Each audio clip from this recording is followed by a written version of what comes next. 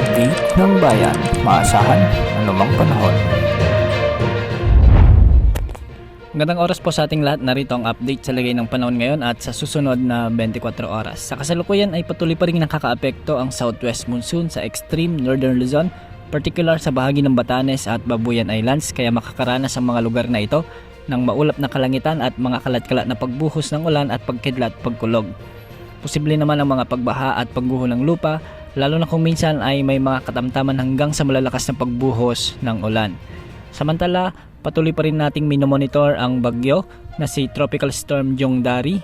Ito yung dating si Bagyong Dindo na kalalabas lamang ng Area of Responsibility kaninang tanghali. Huli itong namatan ng Pag-asa sa layong 765 kilometers north-northeast ng Itbayat, Batanes. Taglay ang lakas ng hangin na umaabot sa 70 kilometers per hour at pagbugso namang umaabot sa 90 kilometers per hour. Kumikilos ito ng hilaga sa bilis na 25 kilometers per hour. Sa ngayon hindi naman inaasahan na makakaapekto ito sa anumang bahagi ng ating kalupaan, ngunit bahagyan itong hihilain ang habagat na siyang magpapaulan pa rin sa may extreme northern Luzon. Sa mga susunod na oras o sa mga susunod na araw ay posible itong kumilos ng hilaga at posibleng tumbukin naman ito ang southern part ng Japan o kaya sa South Korea. Sa ngayon nga ay patuloy pa rin iiral ang mga localized thunderstorms na siyang magdadala ng maulap na kalangitan hanggang sa may mga mahihina hanggang sa katamtamang pag-ulan, lalo na sa Ilocos Region, particular sa may La Union at Pangasinan, ilang bahagi ng Cordillera Administrative Region, lalo na sa may Nueva Vizcaya, Benguet at ilang bahagi ng Kalinga at Apayao. Posible rin ang mga pag-ulan sa may Central Luzon, lalo na sa Zambales, Tarlac, Pampanga at ilang bahagi ng Nueva Ecija.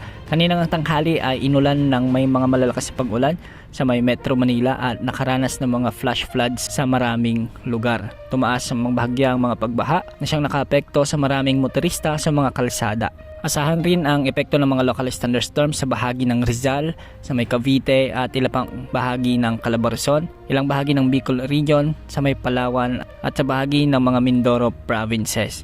Posible rin mga pag-ulan sa may Masbate, Romblon, sa may northern part ng Western Visayas, Occidental Mindoro, northern portion ng Cebu Province, northern portion ng Samar Provinces.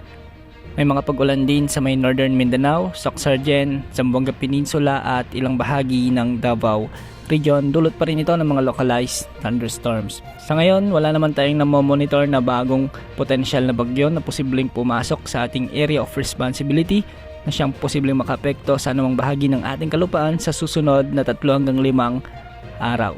Wala ring nakatas na gale warning sa mga karagatang sakop ng ating bansa, kaya malayang ating mga kababayang mangingisda na pumalaot sa anumang bahagi ng ating karagatan.